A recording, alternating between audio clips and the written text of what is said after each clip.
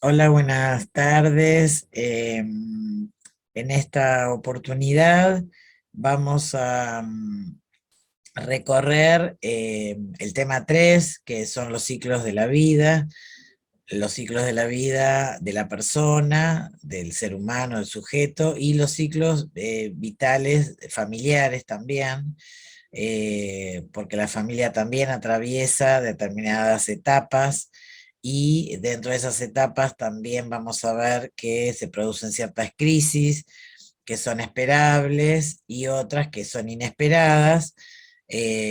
Vamos a tratar de identificar cuáles son esas crisis y también vamos a recorrer el ciclo vital de la persona desde que nace hasta, obviamente, el periodo de la senectud, de la vejez y la muerte.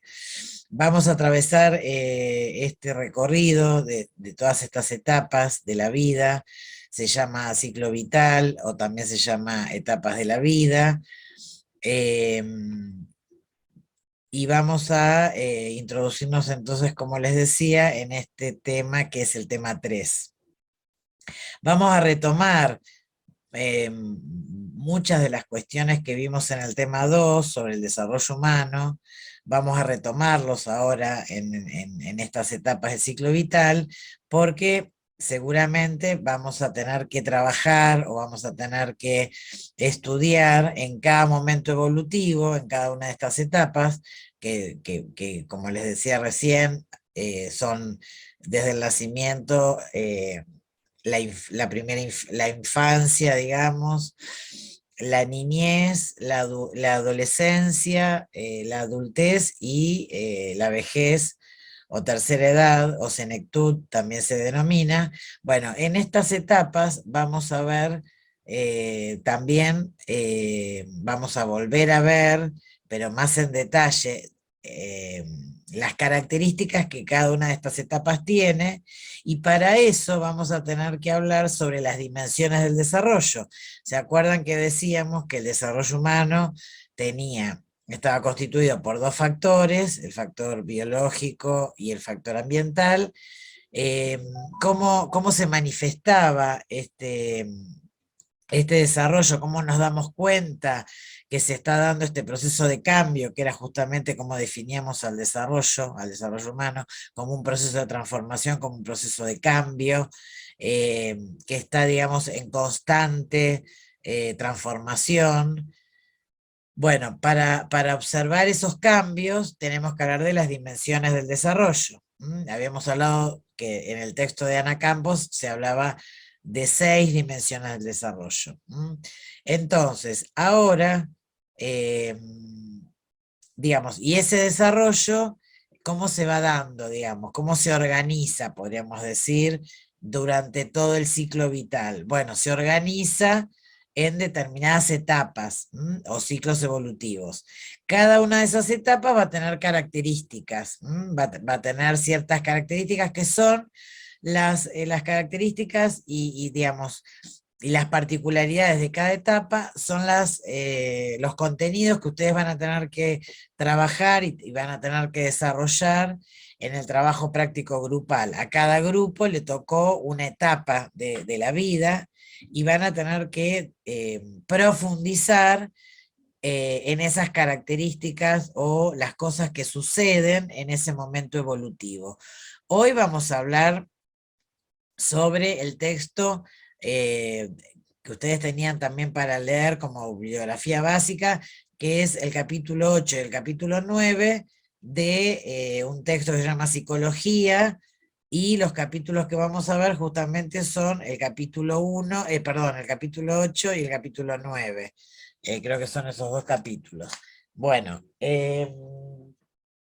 a ver, esperen que confirmo, porque no quiero meter la pata. El capítulo 8 es desde el nacimiento hasta la pubertad, y el capítulo 9 es desde la pubertad hasta la muerte, digamos, o hasta el momento de la tercera edad, ¿no es cierto? Bueno, entonces, ustedes van a tener esa bibliografía como base, que es el texto de Segni y Obiols, Eh, ese texto, digamos, ese texto va a ser el texto base con el cual ustedes van a contar para desarrollar esta unidad. Y después van a encontrar este, en los grupos, para cada consigna, van a encontrar bibliografía que se anexa, que se agrega, para que ustedes trabajen cada temática. Entonces, este,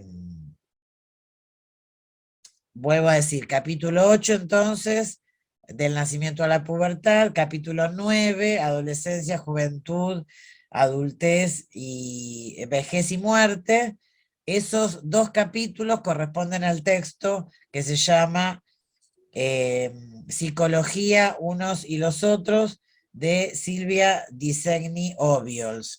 Y ustedes tienen esos dos capítulos escaneados. Y después también tienen escaneados eh, el capítulo que habla sobre las mismas etapas de la vida, digamos, pero en un texto que se llama Claves para una psicología del desarrollo.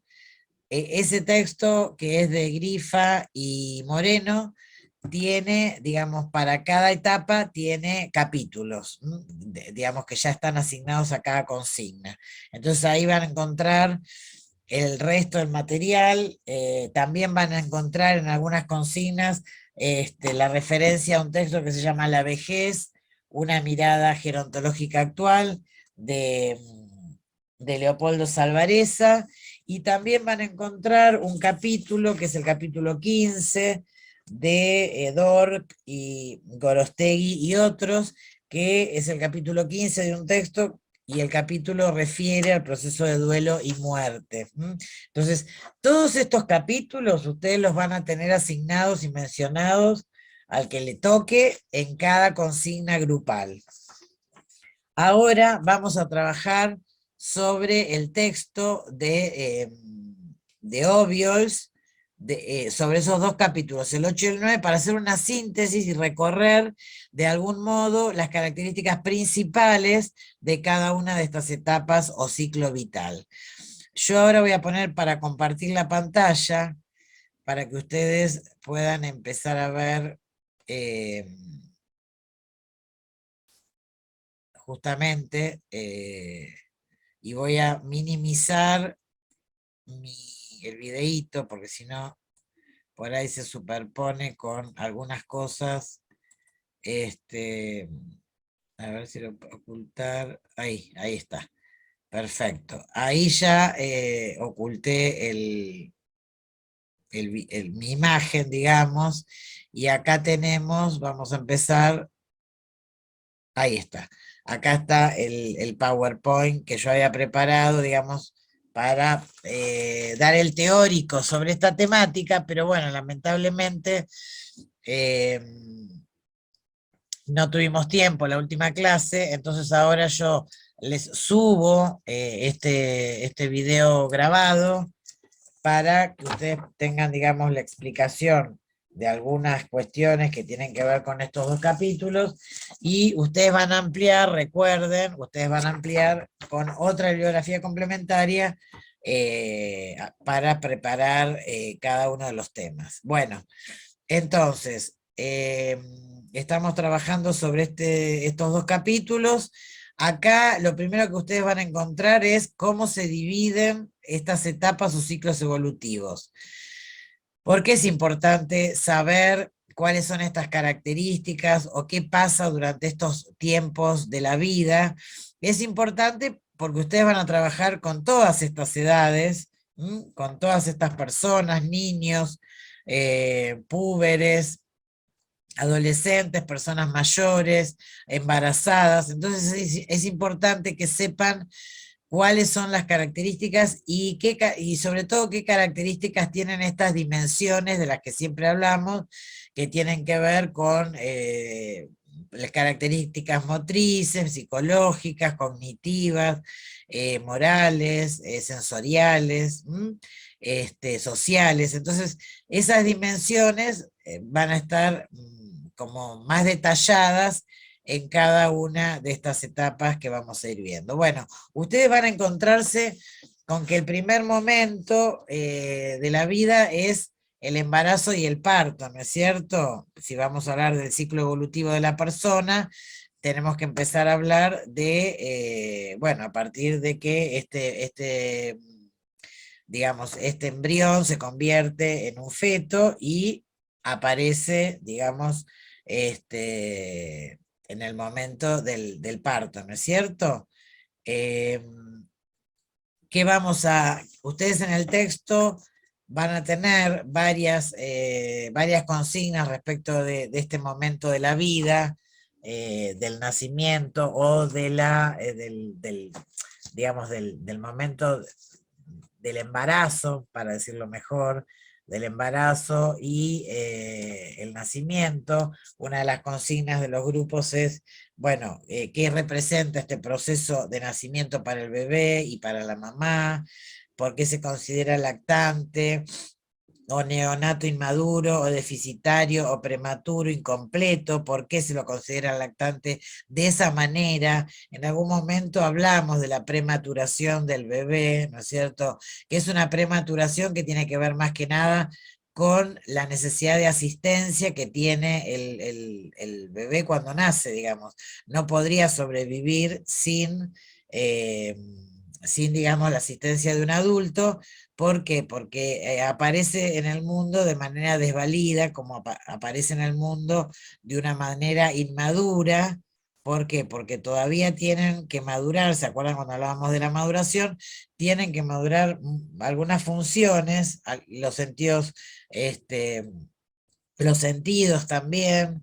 eh, entonces, bueno, digamos, todo ese proceso lleva tiempo y por eso decimos que el bebé nace en un estado de indefensión, de inmadurez, de prematuración. Bueno, ustedes van a ampliar, los que trabajen esta parte del ciclo vital, seguramente con mayor cantidad de datos, lo que se denomina etapa prenatal, ¿no es cierto? Que va desde las 8 semanas, o sea, se considera que el feto, digamos, va a aparecer a partir de las 12 semanas, el embrión a las 8 semanas.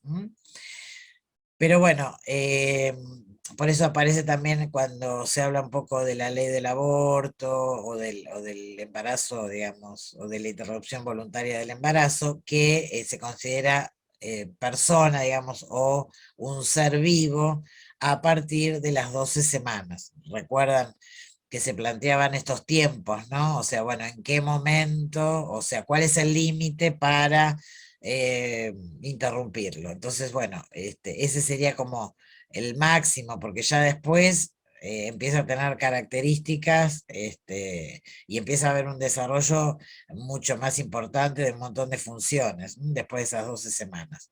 Entonces, ¿en qué consiste esta etapa prenatal? Consiste en todo un tiempo de desarrollo de este bebé, de este feto, dentro del útero materno, ¿no es cierto? Dentro del vientre de su mamá. Entonces, a esa etapa prenatal, desde que se concibe el bebé hasta el nacimiento, se denomina de esta manera.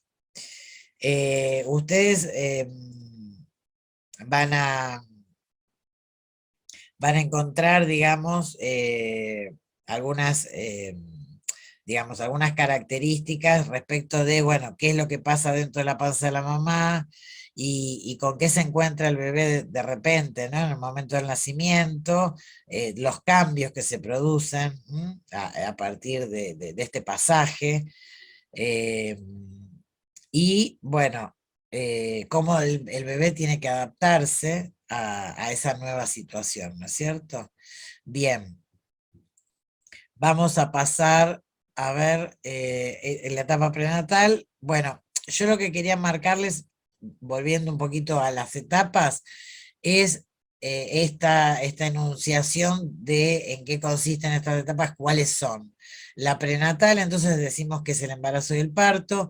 La infancia, que va a estar constituida por dos momentos la mayoría de los autores establecen un tiempo diferenciado, con características también diferentes, entre la primera infancia y la segunda infancia. La primera infancia vamos a considerarla desde el nacimiento, o sea, desde el momento del nacimiento hasta aproximadamente los 3 años, puede ser un poquito antes, algunos autores hablan de los 18 o 24 meses, otros hablan hasta los 3 años. Ustedes en la bibliografía por ahí no es exactamente estricta el límite, pero tienen que tener en cuenta que todos estos límites tienen una posibilidad de movimiento, ¿no es cierto? Que no son exactos, no se puede establecer exactamente dónde se termina una y dónde empieza la otra. Y la segunda infancia, que va desde los 3 años aproximadamente hasta también, hasta los 6. Después de los 6 años empezaría la etapa de la niñez.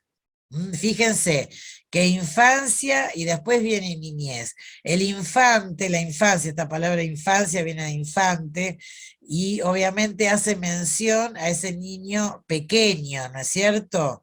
En cambio, la niñez ya caracteriza a un niño que va de los 6 a los 12 años. O sea, recuerden que la niñez se va a dar dentro de la etapa escolar.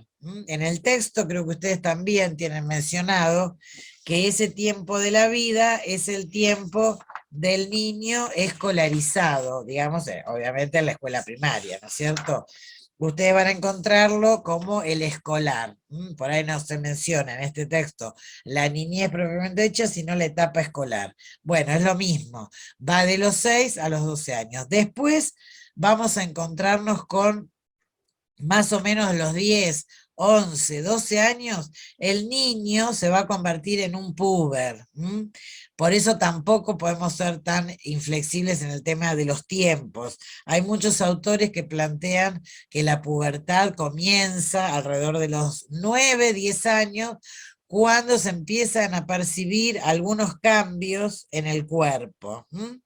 Generalmente definimos a la pubertad justamente como esos cambios corporales, como esos cambios hormonales que empiezan a darse digamos, en el niño, que se convierte en puber, y que tienen mucho que ver con los cambios en la maduración sexual. Fíjense que el sistema reproductor, digamos, termina de madurar en la pubertad. Una vez que el niño se desarrolla, la niña también, ahí vamos a, digamos, haber completado o haber madurado, ahí maduró, mejor dicho, el sistema reproductor, y ya ese niño o esa niña o ese puber o esa puber están en condiciones de procrear, o sea, de tener un niño, digamos, ¿no es cierto? O sea, esa es, digamos, la gran diferencia desde lo físico con la niñez. Y acá sí se completa digamos, madura, mejor dicho, eh, el sistema genital, reproductor, y ya les digo, empiezan a percibirse estos cambios. No es homogéneo ese cambio en todos los niños, pero va alrededor de los 10, 11 años, comienza, y llega más o menos a los 15. A partir de los 15 podríamos decir que comienza la adolescencia. O muchos autores plantean a la pubertad dentro de la adolescencia, y entonces mencionan a la adolescencia como un gran momento, una gran etapa evolutiva que incluye a la pubertad. O sea, eso, digamos, puede haber diferencias en cuanto a cómo se conceptualiza la pubertad y la adolescencia, pero sí lo que tienen que saber es que cuando hablamos de pubertad nos referimos directamente a los cambios del cuerpo. En cambio, la adolescencia va a tener características en otras dimensiones. va a haber cambios en otras dimensiones. Eh, bueno, ¿qué más? Después de la adolescencia, que podemos, digamos, que podemos mencionar que puede llegar a durar hasta los 25 años. También acá hay bastantes discusiones porque hoy sobre todo se conceptualiza al adolescente como eh, ese joven que todavía no se pudo independizar, que no logró autonomía, que sigue viviendo bajo la tutela de los padres, que sigue viviendo junto con los padres en el mismo domicilio, que no trabaja, que por ejemplo no se puede, digamos, mantener, sustentar. Bueno, si ese joven tiene estas características, vamos a decir que sigue siendo un adolescente. Algunos autores mencionan eh, ciertos momentos distintos de la adolescencia temprana, la adolescencia media y la adolescencia tardía, y entonces dentro de esta última etapa estaría ese adolescente que por ahí puede llegar a tener 25, 30 años y todavía por ahí sigue, digamos, dependiendo de los padres. Y bueno, si no se dan ciertas características, vamos a decir que es un adolescente tardío. Adolescencia también vamos a ver, viene de adolecer, o sea, de no tener, de una falta, podríamos decir, ¿no? Este concepto, este nombre que se le da a la adolescencia, tiene que ver con eso, ¿no? Con estar carente o con no haber logrado todavía. Justamente lo que les decía, la autonomía, la independencia. Entonces, lo concebiríamos a ese joven como todavía un adolescente. Cuando ingresamos a la adultez, alrededor de los 25 años, ya reuniendo justamente estas características que les decía antes, o sea, el adulto que arranca a los 25 años y llega más o menos hasta los 45, esa etapa, es quien puede empezar a proyectar un futuro, ¿no es cierto? Insertarse laboralmente, ya vamos a ver cuáles son las características de la adultez, pero donde ya hay digamos, una madurez a nivel psicológico también, hay como una situación donde hay un predominio del concepto de la realidad o del principio de realidad más que del principio de placer, que sería el principio que tiene, digamos, mayor vigencia durante la adolescencia. Eh, bueno, los jóvenes o los adultos, mejor dicho, este, atraviesan esta etapa pudiendo lograr estudiar o insertarse laboralmente, si finalizan sus estudios, empiezan a proyectar su vida de pareja o su independencia y la posibilidad de vivir solos y de mantenerse. Este, bueno, y después, digamos, y esa consolidación que aparece en la adultez, donde por ahí las personas logran estabilizarse de algún modo laboralmente, ya pueden acceder a una vivienda.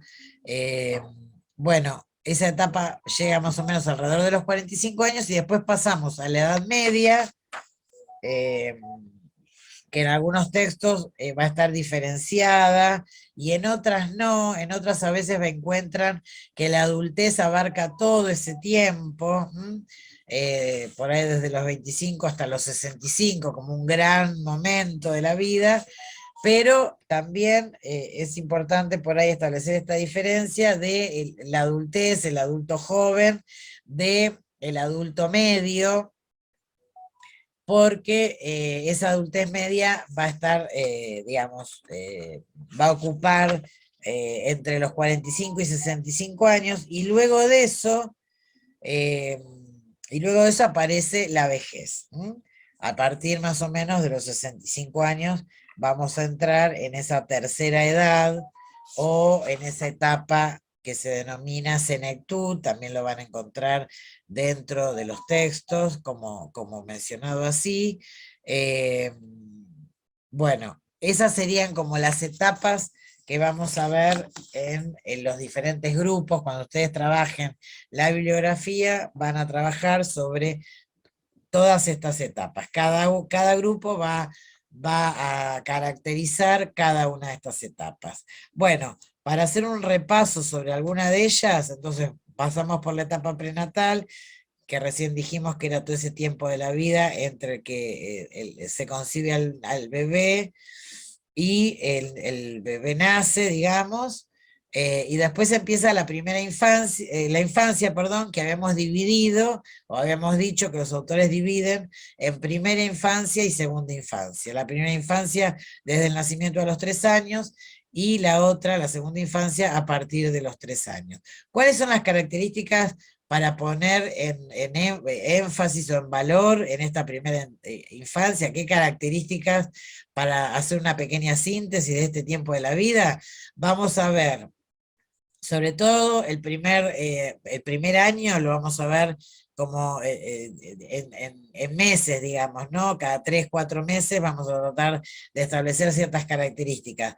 Y vamos a ver el recién nacido entonces, porque sería el momento cero, donde hay una dependencia absoluta de los padres, ¿no? Y esto que decíamos hoy, el niño nace con una inmadurez biológica, no puede, digamos, valerse por sí mismo, eh, está, digamos, está en una relación de dependencia durante casi todo este tiempo de la vida, 0 a 3 años. Son muy importantes estos primeros 3 años, porque el niño va, digamos, de una dependencia absoluta a una dependencia relativa, que más o menos se da a los 3 años, pero es todo un proceso que se tiene que ir dando y que va a tener ciertas características.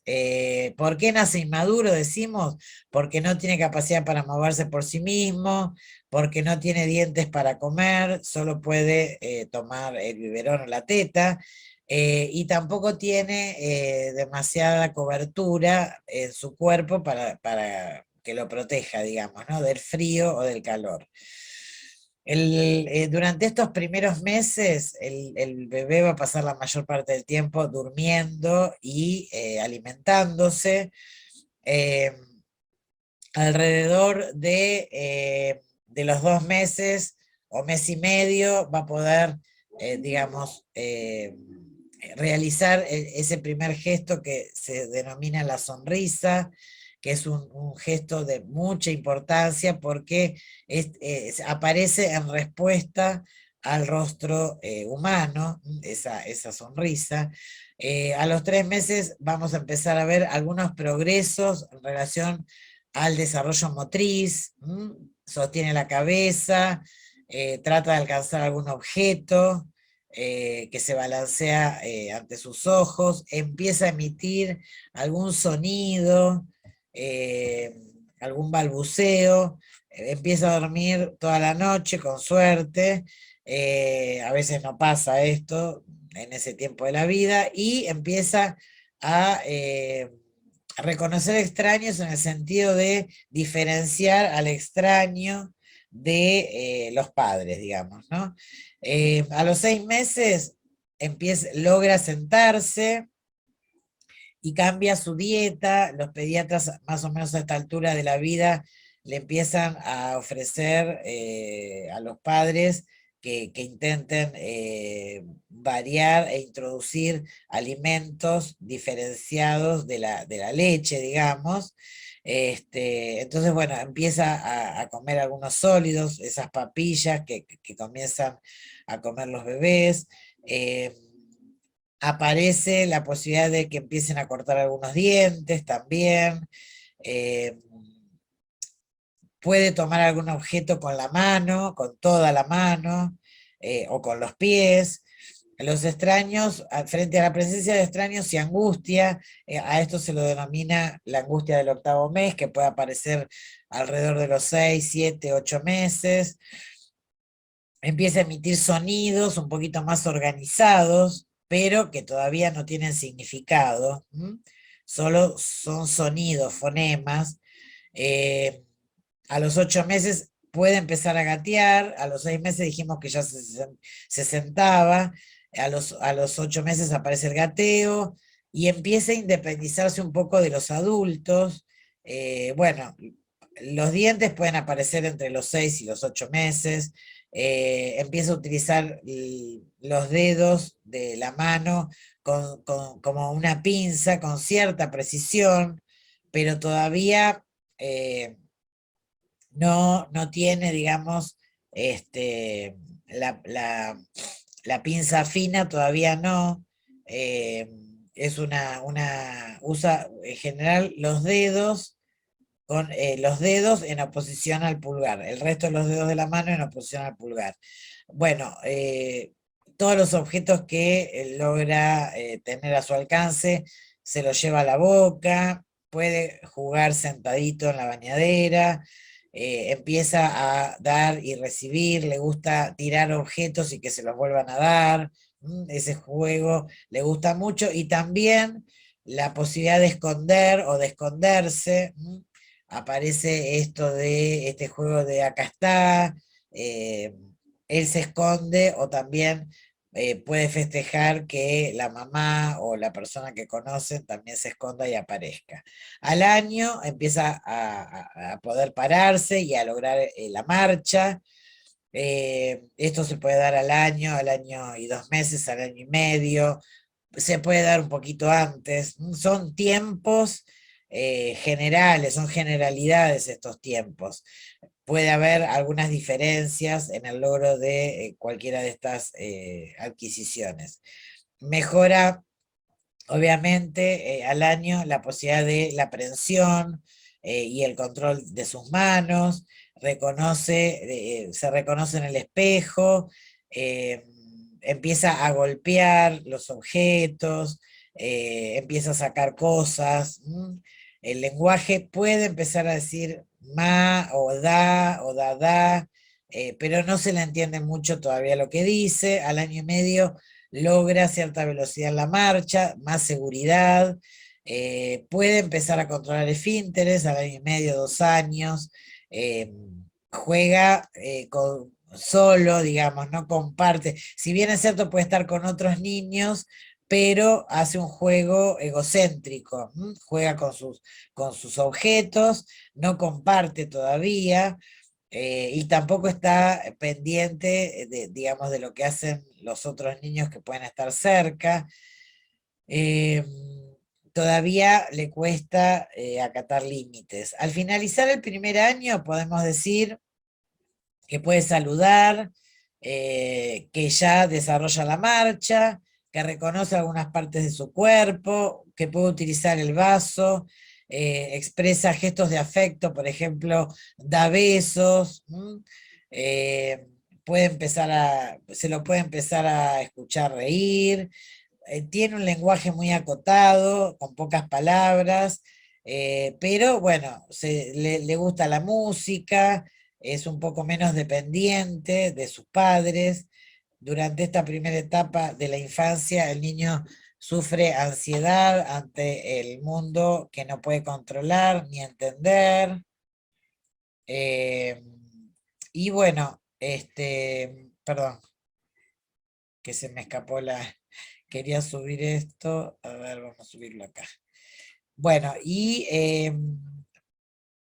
todavía no, hay muchas cosas que no entiende del mundo, pero bueno, es una etapa donde se dan muchos logros. Eh, hay muchos avances en esta etapa. En este primer año hay muchos avances. Eh, bueno,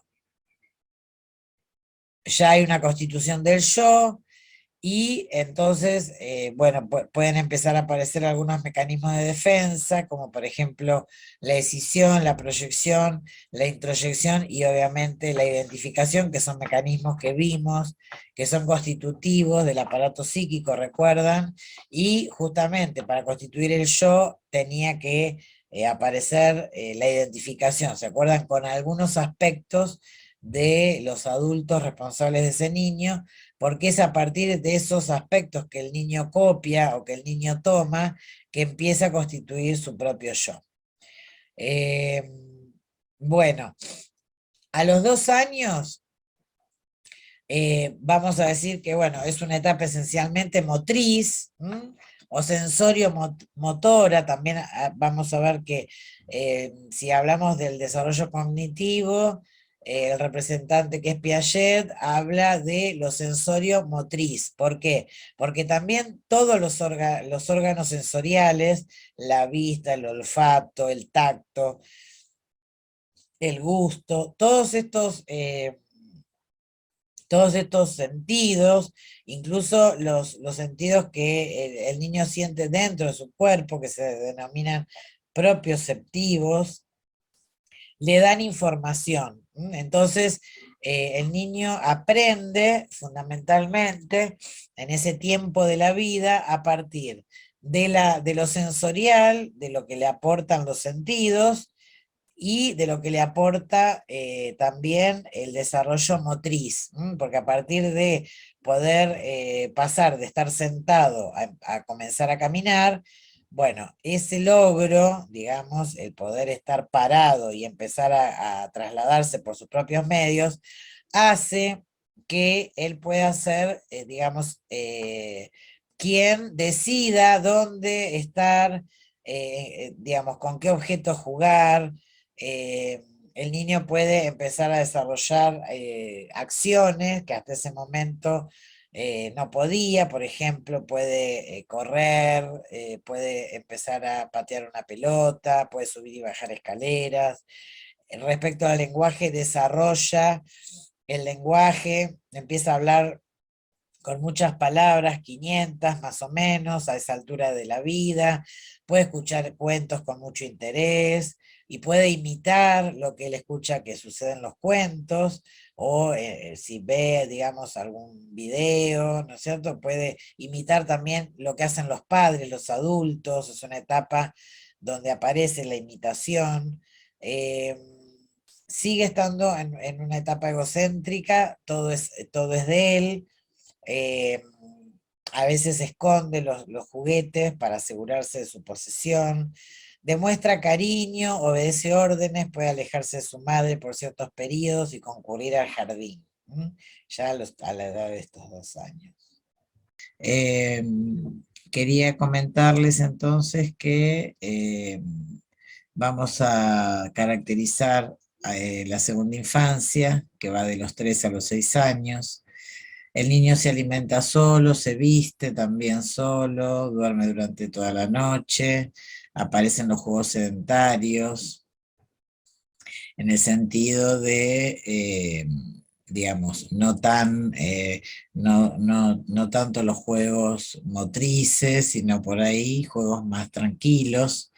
Aparece la pregunta del por qué, y entonces va a partir de esa pregunta empieza a imitar roles sociales, como, bueno, jugar a la mamá, al médico, empiezan a comprar, a vender, arman stands, de repente venden, ¿no? O van al supermercado. Pueden empezar a utilizar el pronombre yo y dejar de hablar en tercera persona para nombrarse. eh, Esto también va a dar cuenta de la diferencia entre él y el reconocimiento, digamos, de ser alguien diferente de su mamá sobre todo. Y este yo, este pronombre que empieza a utilizar, eh, es, digamos, lo que también ayuda a formar la personalidad que se completará en la adolescencia cuando logre la independencia concreta de los padres. Eh, a los 4 años el niño habla mucho, es capaz de mentir, puede dar órdenes, comienzan con las preguntas de por qué y cómo, empieza a contar, sin tener, digamos, demasiado registro del contenido de la numeración, pero hace, digamos, una enunciación de una serie de números, digo, de corrido. Sabe participar de juegos grupales y manifiesta curiosidad por la sexualidad.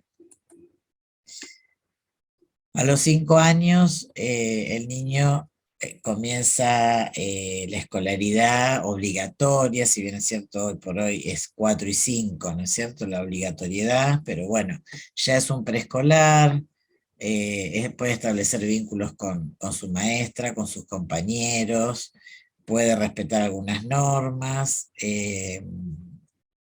que tienen que ver con ciertos límites o ciertas rutinas o ciertos horarios. Respecto a la motricidad, bueno, comienza a desplegar mucho más la motricidad gruesa, puede saltar, puede trepar, camina con mucha más seguridad y la motricidad fina también se perfecciona, puede pintar, puede combinar colores, puede dibujar. Aparecen los temores y la conciencia de peligro en esta etapa. Ya no se arriesgan tanto, se vuelven desafiantes en el sentido de, si bien es cierto, empiezan a tener una conciencia también del peligro, también pueden llegar a desafiar los límites que el adulto le pone. Y empieza también a aparecer una conducta que se denomina negativismo, eh, eh, para mostrar esta conducta desafiante, ¿no es cierto? Cuando se le ponen límites, pueden ofenderse, enojarse, disfrutan mucho de la lectura, las palabras eh, les resultan, algunas palabras les empiezan a resultar graciosas, aparece la curiosidad por las diferencias sexuales y juegan al doctor. Bueno, ahora vamos a empezar con esta otra etapa o momento o periodo que se denomina niñez, que va de los 6 a los 12 años. Entonces, dentro de esta etapa, que es la etapa escolar propiamente dicha, porque los chicos concurren a la escuela primaria durante ese tiempo, vamos a ver un poquito según los distintos aspectos o dimensiones, vamos a hablar de algunas características. Por ejemplo, en la dimensión social o en el aspecto social, pasa a ser uno más en el grupo, el niño deja esa situación de egocentrismo que tenía antes y empieza a ser uno más. eh, Se identifica con estos compañeros, con sus pares, se empieza a desarrollar el sentimiento de pertenencia grupal y esto también lo ayuda a empezar a alejarse de sus padres y aumenta su independencia. Eh, Empiezan, digamos, a compartir gustos, por ejemplo, musicales, deportivos, empiezan a concurrir a los mismos lugares, eh, se empiezan a producir los grupos o las barritas o las pandillas para ir al club, al cine, a hacer algún deporte. Comienzan también a vestirse parecido. Respecto a la dimensión motriz, es una etapa donde hay mucha necesidad de movimiento, desarrollan muchas actividades, pueden participar de actividades grupales, en equipo, digamos, generalmente es el momento en el que los padres los anotan en los clubes. Bueno, son incansables, trepan, corren, eh, pueden también cantar, gritar, o sea, desarrollan, digamos, sí, o despliegan estas capacidades motrices constantemente, ¿no? Durante este tiempo. Eh, respecto a la dimensión emocional, psicológica, se van haciendo un poco más reservados, no expresan sus emociones, pueden guardar secretos, eh, sienten con intensidad, muchas veces hay como sentimientos extremos, ¿no? De mucha fidelidad o de mucha hostilidad, de mucho amor hacia algunos. Eh, por ejemplo, si hay grupos diferentes, pueden manifestar hostilidad hacia quienes no forman parte de su propio grupo. Aparece esa amistad íntima, de dos, de tres amigos, que tienen como una preferencia por sobre el resto. En relación a la dimensión cognitiva, la escuela es un instrumento para lograr adquirir conocimientos científicos. Son muy curiosos en este momento, les gusta investigar. Entonces, bueno, los contenidos de la escuela, eh, digamos, son un desafío para ellos. También despliegan capacidades artísticas, pueden ser también artesanales, es el momento en el que tienen actividades prácticas, les interesan mucho las máquinas, la ciencia, la naturaleza, el cuerpo humano, la física, la química, les gusta coleccionar, hacen experimentos en ese tiempo de la vida, les gusta mucho la experimentación y también les pasa también en este tiempo, al final de estos últimos años de la escuela primaria, que empiezan a ampliar su grupo de amigos. Cuando ya ingresan a la escuela secundaria. Bueno, vamos a encontrar posteriormente a esta etapa escolar un momento que se llama adolescencia, pero que nosotros vamos a dividir en dos también, porque hay como algunas características muy específicas en el tiempo que se denomina pubertad, que aparece a partir de los 11 y llega más o menos a los 15, y a partir de los 15 podemos empezar a hablar de una adolescencia propiamente dicha.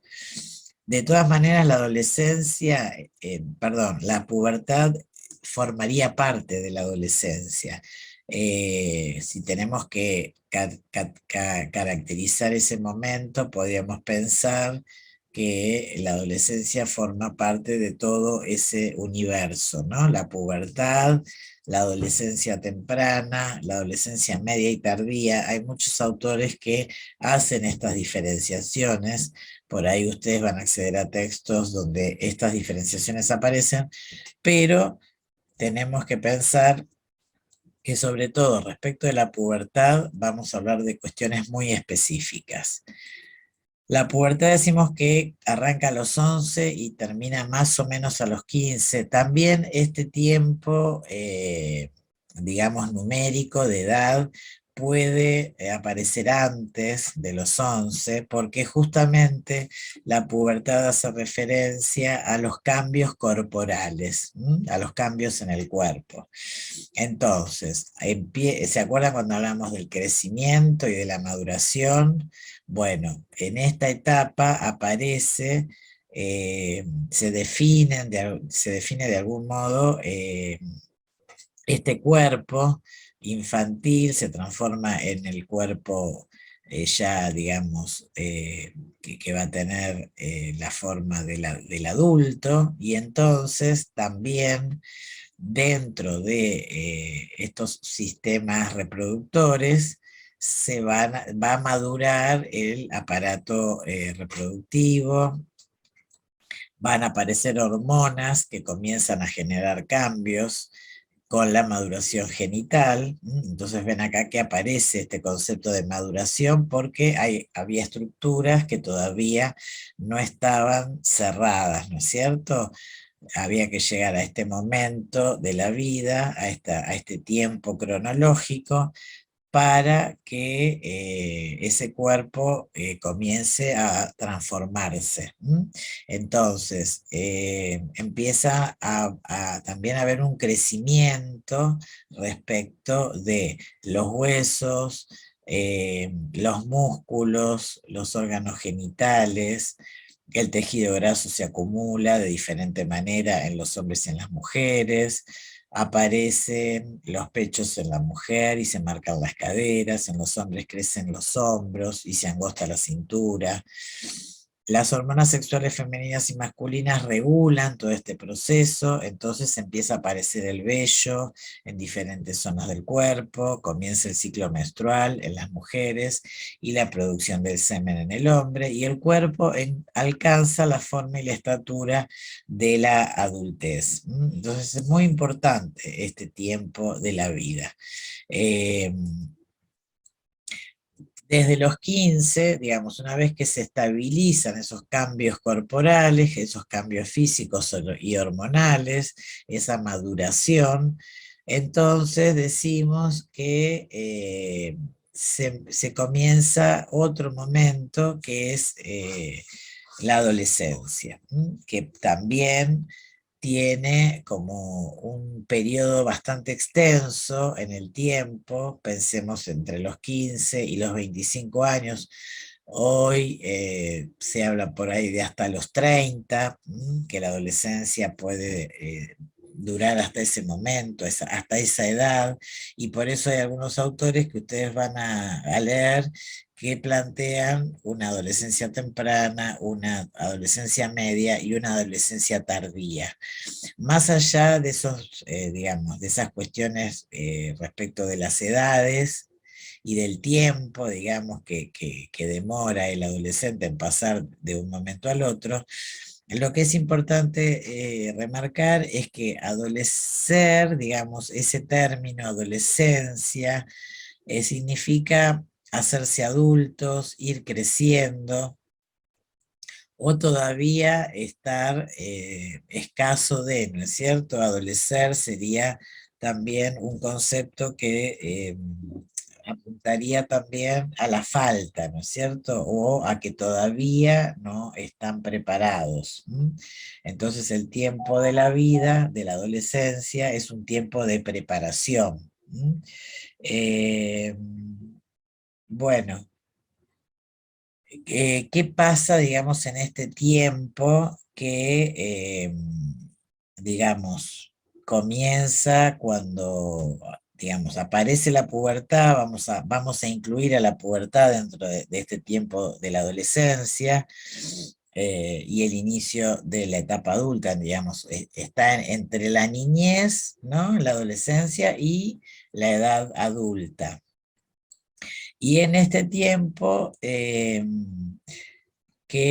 vamos a encontrar? Digamos, ¿qué va a pasar en relación no solo a lo físico, que ya describimos que es la pubertad, la que caracteriza, ¿no?, los cambios físicos y hormonales y la maduración de algunos sistemas, como por ejemplo el sistema reproductor, pero también va a haber cambios en aspectos que tienen que ver con la personalidad, con la dimensión que podríamos decir emocional, psicológica, con la dimensión social, la dimensión ética, la dimensión moral. Entonces hay como todo un proceso, una transformación, un momento de cambios muy importantes. eh, y durante este tiempo de la vida también surge la pregunta por quién soy. El adolescente empieza a preguntarse sobre quién es, cuál es, o por lo menos intenta a partir de esa pregunta hacer un camino para encontrarse, ¿no? Para poder responder, para buscar esa identidad que todavía no se terminó de constituir. Saber quién es, poder diferenciarse de otros, y entonces va a ser muy importante en este momento las opiniones que tiene el grupo de amigos del adolescente y también las opiniones de su grupo familiar. Estas opiniones van a ayudarlo a lograr encontrar esa identidad, ¿no es cierto?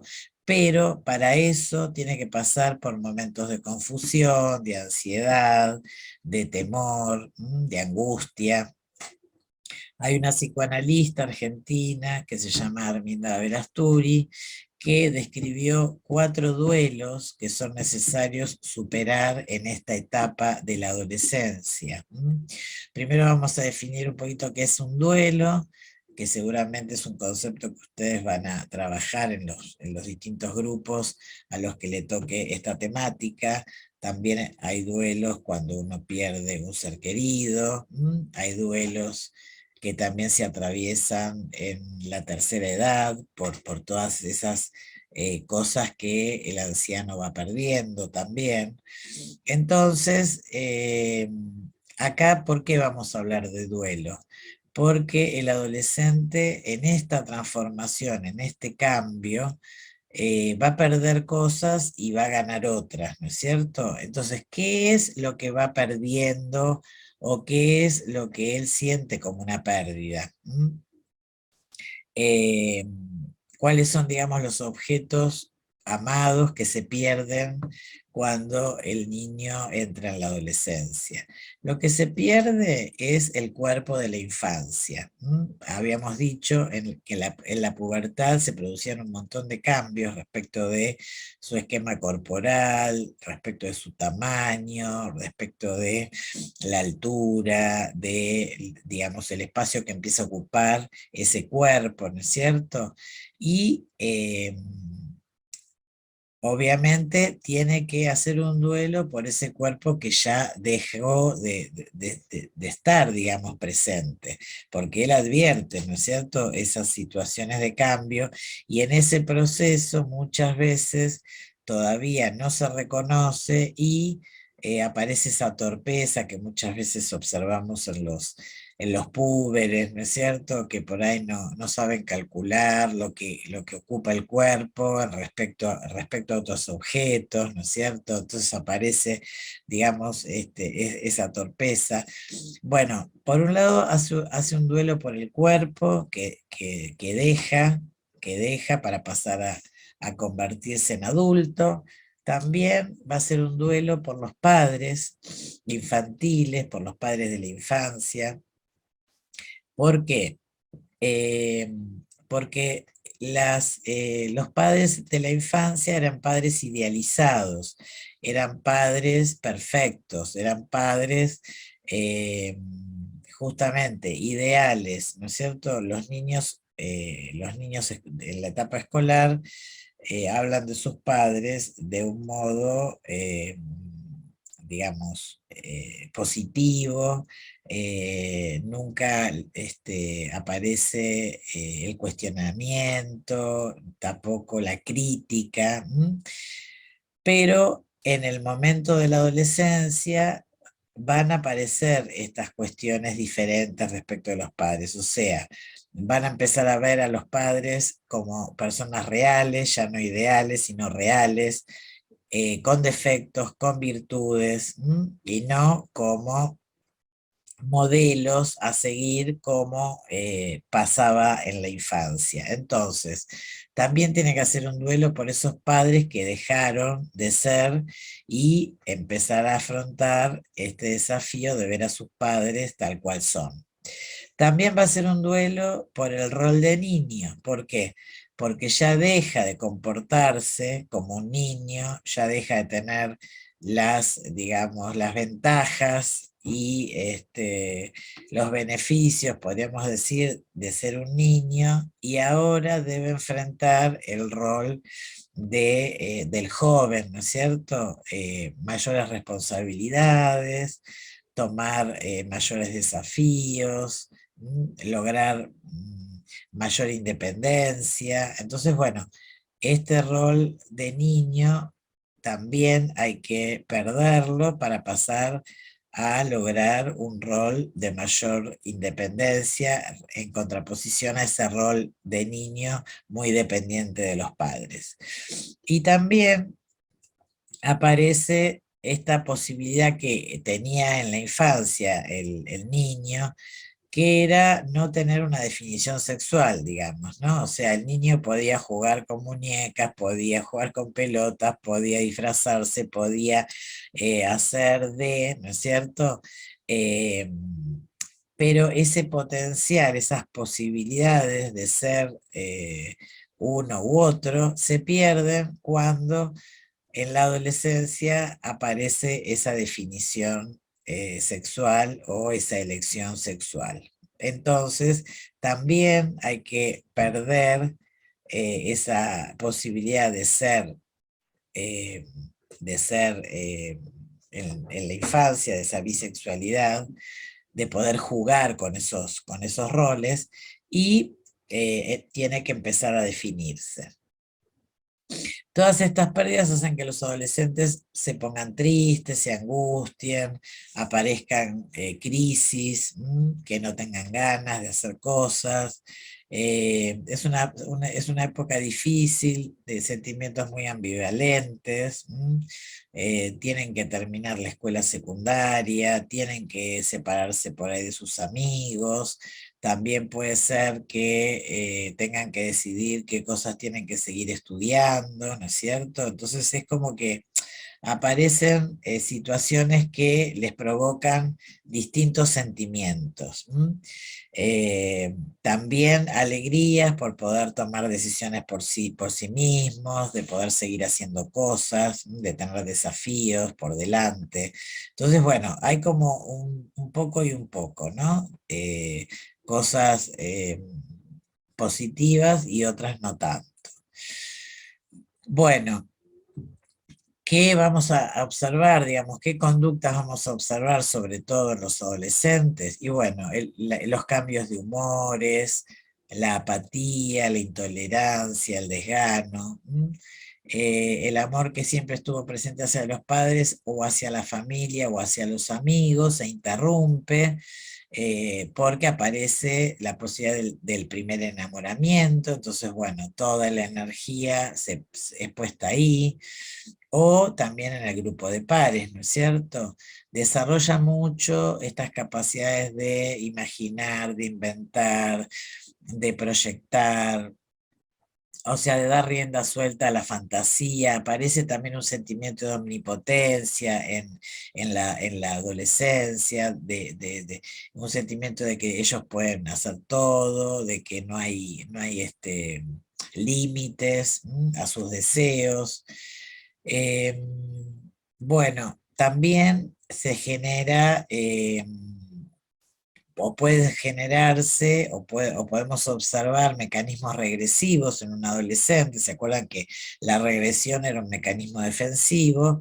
Puede aparecer en este momento porque por ahí toleran más volver a ese momento de la vida donde fueron más felices o donde se sintieron más seguros, y entonces aparecen conductas que tienen que ver con la infancia. Juegan a las bolitas o empiezan a comer golosinas o empiezan a hacer juegos que tenían más que ver con la etapa infantil. El grupo de pares los ayuda mucho a atravesar estos cambios, este momento. Se identifican, también se acuerdan que la identificación era un mecanismo necesario para la constitución del yo. Bueno, acá también aparece esta necesidad de identificarse, de buscar respuesta a esa pregunta, ¿quién soy? Que es la que se hace el adolescente. eh, Reconocerse o empezar a delinear su identidad. Entonces, la identificación con las personas, con su grupo de pares sobre todo, y con adultos que les resultan confiables, van a ser la base para el logro de la personalidad, ¿no es cierto? De establecer su personalidad. Eh, bueno, Una vez llegado el tiempo final de la adolescencia, vamos a encontrarnos con la etapa de la adultez que va desde los 25 a los 45 años más o menos. Es una etapa también muy potente, donde pasan cosas muy importantes. Son muchos años también los que abarca esta etapa. Y si ustedes ven las imágenes, bueno, hay como muchos cambios también, pero también muchas posibilidades de llevar a cabo o concretar esos deseos, esos planes, esas, esas expectativas que tenía el adolescente o esas ideas se empiezan a poder concretar en la etapa de la adultez. Entonces, sabíamos cuando vimos las características del aparato psíquico que eh, el yo se rige por el principio de realidad, ¿no es cierto? Bueno, acá aparece con mucha potencia este principio de realidad. Ya deja de fantasear este sujeto, o sea, este adolescente que daba rienda suelta a su imaginación y por ahí podía fantasear más respecto de qué hacer o de qué cosas proyectar. En este momento de la adultez va a primar mucho más el criterio de realidad o el principio de realidad sobre el principio de placer. Entonces se empieza a desarrollar con mucha más fuerza la capacidad de espera, la posibilidad de postergar la satisfacción inmediata, puede empezar a planificar proyectos a mediano y a largo plazo, supera ese narcisismo o ese amor por sí mismo. Vieron que los adolescentes, por ejemplo, viven mirándose al espejo o reflejándose en la imagen que le devuelve el otro, ¿no es cierto? De su compañero o su compañera. Entonces, bueno, supera ese narcisismo, ese centrarse en sí mismo y empieza a ser capaz de amar lo suficiente, a amarse lo suficiente como para cuidarse y también permitirse progresar al mismo tiempo que parte de su capacidad de amar se puede volcar hacia otros. Entonces, bueno, para eso, ¿qué debe hacer? Debe reconocer a los demás como diferentes a él para poder amarlos y tolerarlos. Bien, en ese tiempo de la vida, que quería describirles un poquito respecto de las imágenes, es el tiempo en que vamos a terminar una carrera o vamos a decidirnos empezar a hacer una carrera y estudiar, vamos a conseguir un trabajo y nos vamos a estabilizar en él, vamos a poder formar una familia, por ahí podemos tener hijos, todas esas cosas, todos esos proyectos se van a ir concretando durante el tiempo de la adultez. Bueno, finalizada esta etapa pasamos a la edad media, a la adultez media, podríamos decir, que va desde los 45 a los 65 años. En esta etapa de la vida, y dadas las expectativas de vida que hoy hay, ¿no es cierto? Eh, este es el adulto, digamos, que puede hacer, tiene mayores posibilidades de tomar decisiones, ya pudieron haber logrado ser dueños de su casa, tener su trabajo, haber formado su familia. Entonces hay como un momento de estabilidad respecto de todas estas cuestiones.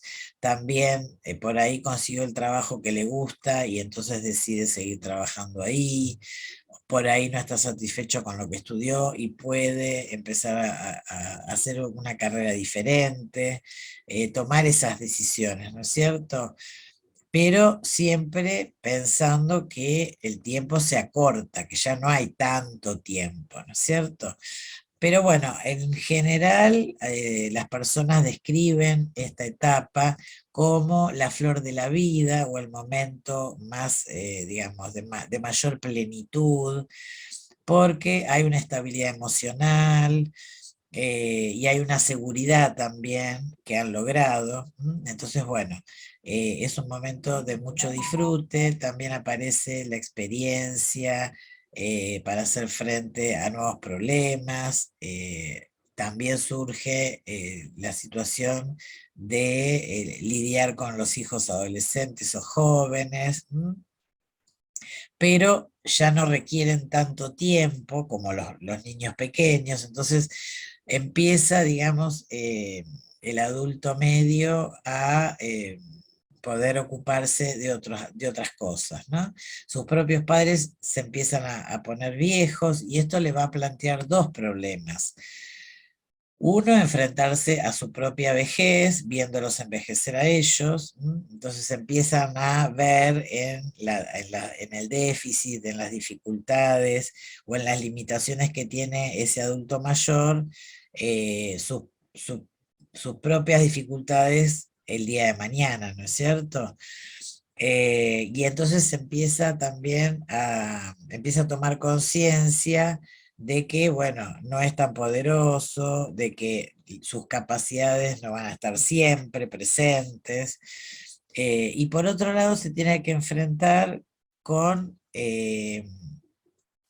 la muerte cuando pierde a sus padres, ¿no es cierto? Y esa situación de pérdida de los padres también lo va a enfrentar con su propia muerte, con la posibilidad de su propia muerte. Entonces, digamos, una vez fallecidos sus padres, este adulto medio, digamos, empieza a ocupar ese lugar, ¿no es cierto? El lugar de la generación más vieja, digamos, más grande en la propia familia. Y aparece entonces esta conciencia con más fuerza de la finitud de la vida.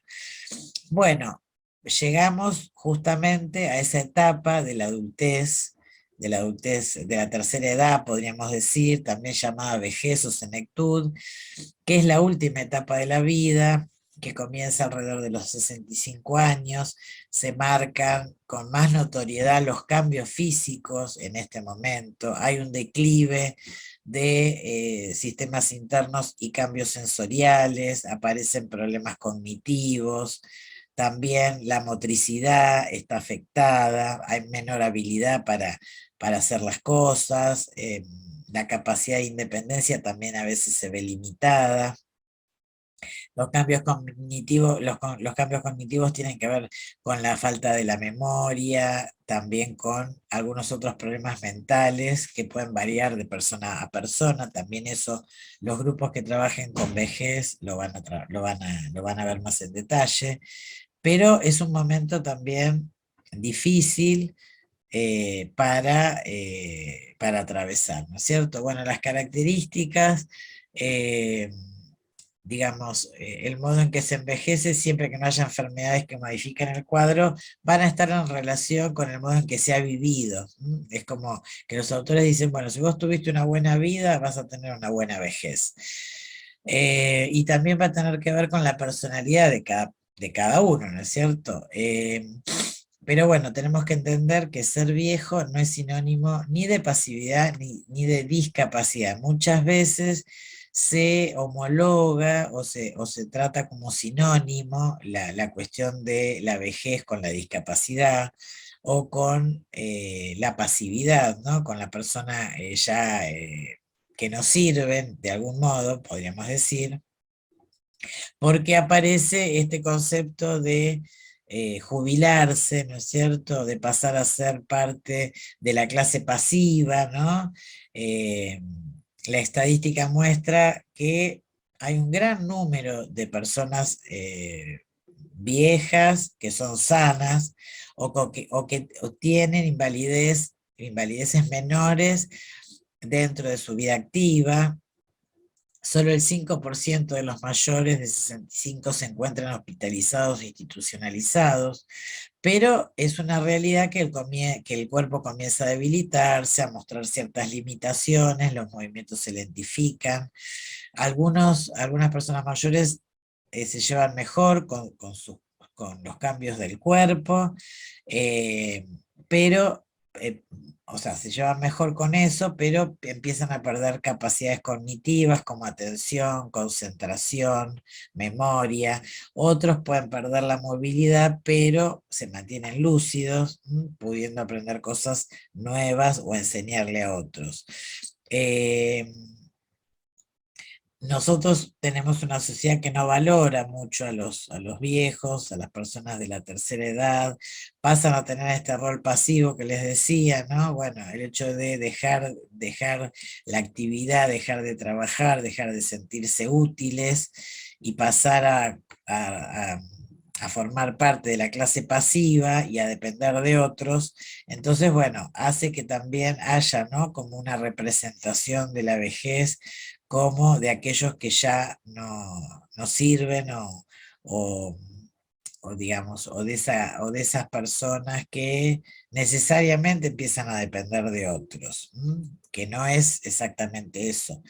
Eh, Hay personas adultas, adultos mayores que pueden, digamos, lograr vivir sin depender de nadie hasta los 80, 85. O sea, hoy digamos, la calidad de vida y las posibilidades de vida con calidad, digamos, se ha aumentado. Entonces, bueno, las personas que tienen 80 años, por ejemplo, si vamos a pensar en una media, están, digamos, todavía muy bien equipadas si pensamos en la cuestión física y la cuestión cognitiva, ¿no es cierto?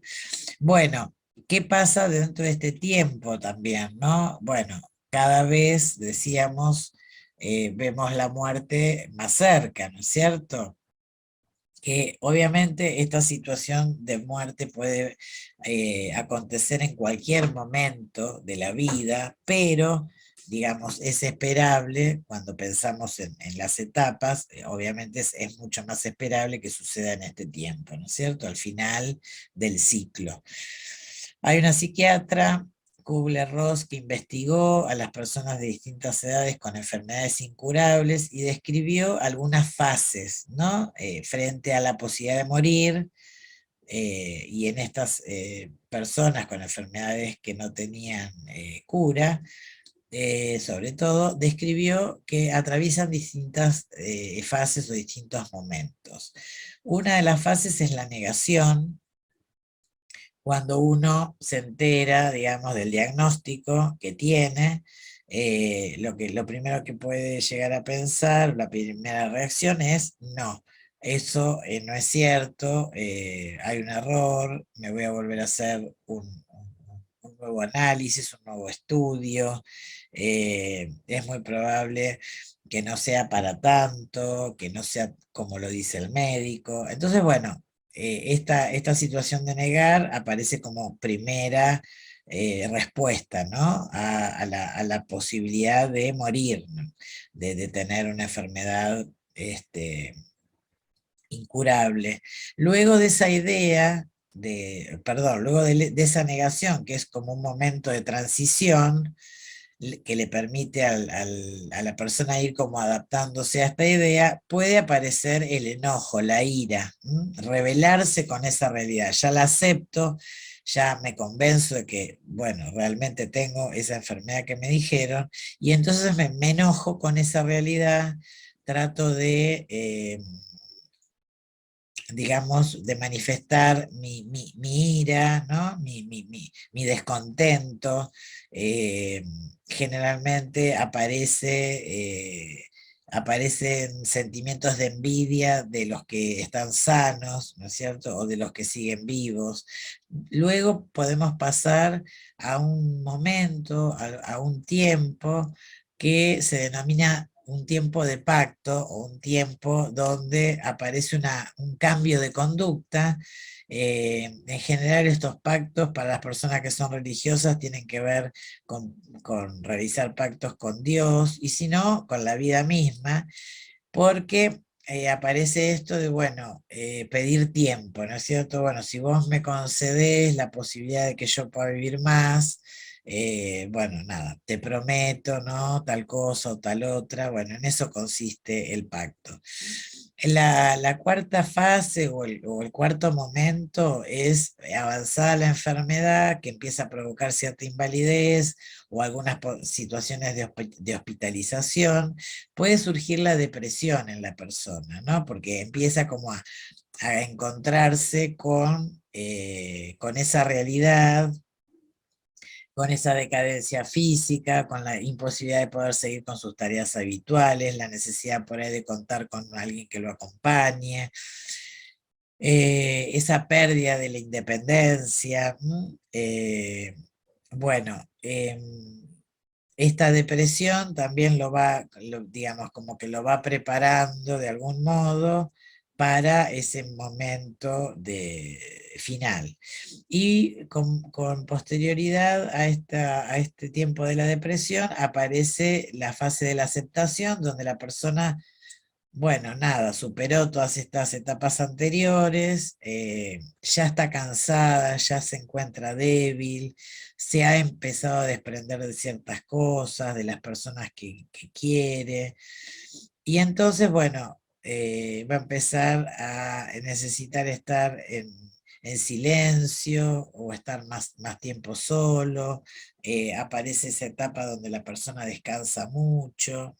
Bueno, son todas conductas que nos anticipan que ese final está próximo. Bueno, eso pensando en las etapas de la persona, ¿no es cierto? Las etapas de la vida de una persona. Pero ustedes también van a tener un texto en el cual van a abordar las etapas familiares, de la vida familiar, y las crisis evolutivas que se pueden dar en cada una de esas etapas.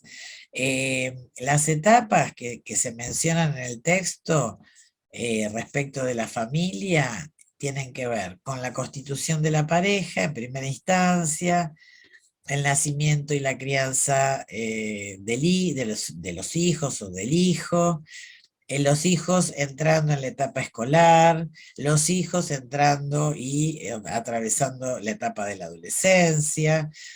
También aparece luego el momento en el que los hijos se van y dejan el hogar, la salida de los hijos, y aparece también como continuación esa etapa de la madurez de la pareja, la etapa donde ya la pareja deja de estar, digamos, acompañada por los hijos, y empieza el tiempo también de madurez de la pareja en el sentido de disfrutar, de empezar a disfrutar de ese encuentro nuevamente, ¿no es cierto? Eh, y la tercera edad, o el tercer, digamos, la tercera edad de la familia, podríamos decir, que sería también el último tiempo de la vida que la pareja va a pasar junta, ¿no? Y entonces en ese momento también pueden aparecer, bueno, momentos de pérdida, momentos de duelo. En cada uno de estos momentos, en cada una de estas etapas eh, del ciclo vital familiar, vamos a encontrar crisis evolutivas que en el texto aparecen como crisis evolutivas que son esperables y crisis evolutivas que son inesperadas. Ustedes van a tener que recorrer el texto, que es muy cortito, y van a tener que identificar para cada uno de estos momentos, para cada una de estas etapas, cuáles son las crisis esperables para esa edad y cuáles son las crisis que pueden aparecer de manera inesperada. Ese es el trabajo que tienen que hacer en uno de los textos, en una de las consignas para hacer este trabajo.